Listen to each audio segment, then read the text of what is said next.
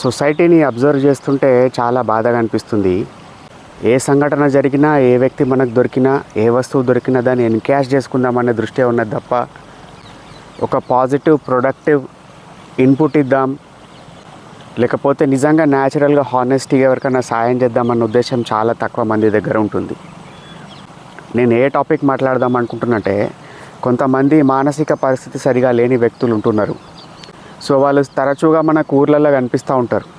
అటువంటి వ్యక్తులను పట్టుకొని కొంతమంది యూట్యూబర్లు వాళ్ళను గేలి చేయడము, వాళ్ళతోటి కొన్ని సీన్లు క్రియేట్ చేయడము, వాళ్ళు పిచ్చిగా ప్రవర్తించడము, దాని ద్వారా ఎంటర్టైన్మెంట్ పొందడము, లేకపోతే ఎవరో పాపం ఒక దగ్గర పని చేసుకుంటున్నారు, ఏదో ఫుడ్ అమ్ముకుంటున్నారు, వస్తువులు అమ్ముకుంటున్నారు, వాళ్ళని రికార్డ్ చేసి వాళ్ళని ఎన్కాష్ చేసుకొని వాళ్ళ బిజినెసే దెబ్బతినే విధంగా, వాళ్ళ లైఫ్స్ స్పాయిల్ అయ్యే విధంగా అనవసరమైన కాంట్రవర్సీలకి లాగుతున్నారు వాళ్ళందరినీ. పాపం చూస్తే బాధ అనిపిస్తుంది.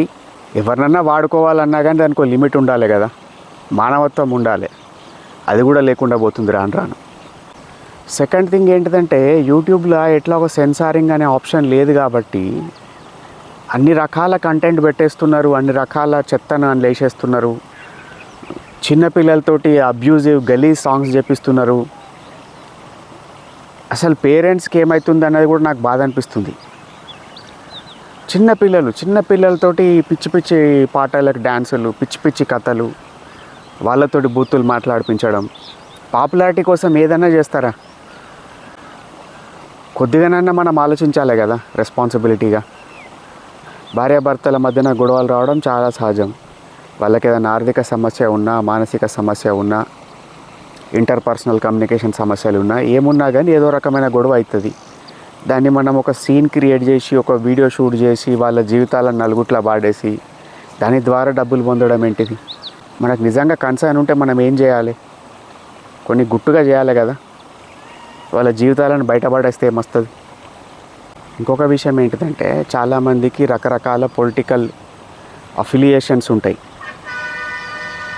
సో వాళ్ళకు గిటార్ కొట్టుకుంటా వీళ్ళు క్రియేట్ చేసే కాంటెంట్ కానీ, ప్రజలను వాళ్ళ ఐడియాలజీ వైపు తీసుకుపోయే విధంగా తయారు చేసే కాంటెంట్ కానీ కన్జ్యూమ్ చేసేటప్పుడు చాలా జాగ్రత్తగా ఉండండి. అంటే మనం న్యూస్ని ఇన్ఫర్మేషన్ కోసం కాకుండా ఎంటర్టైన్మెంట్ కోసం కన్జ్యూమ్ చేయడం అనేది చాలా తప్పు. ఎప్పుడైతే ఎంటర్టైన్మెంట్గా కన్జ్యూమ్ చేస్తున్నామో ఆటోమేటిక్గా ఇటువంటి వ్యక్తులు పుట్టుకొచ్చేస్తూనే ఉంటారు. వాళ్ళ ఐడియాలజీ వైపుకు మిమ్మల్ని మలిపేసుకుంటారు. సో వాళ్ళ చేతిలో మీరు కీలుబొమ్మ అయిపోతారు. సో జాగ్రత్తగా ఉండండి. ఇంకొకటి, ఇట్లా నాకు బయట ప్రకృతిలో తిరగడం అనేది బాగా ఇష్టం. పంట పొలాల చుట్టూ తిరగడం, అడవుల చుట్టూ తిరగడం చాలా ఇష్టం నాకు.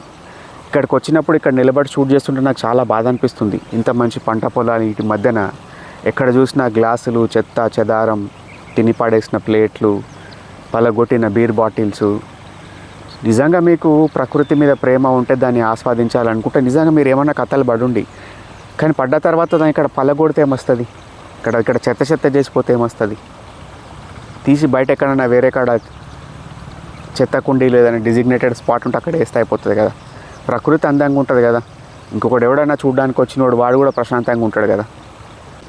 నేను కోరుకుంటున్నా మన సమాజం రాను కొంచెం మానవత్వం పెంచుకోవాలి, పెరగాలని కోరుకుంటున్నా. ప్రతి ఒక్కరిని ఏదో రకంగా బిండేసుకుందాం, వాడుకుందాం అనే మైండ్ సెట్ కాకుండా, కాంట్రిబ్యూట్ చేయకున్నా పర్లేదు కానీ వాళ్ళ జీవితాలను ఆగం చేయొద్దు కదా. సో ఇది friends, this is Gautam signing of.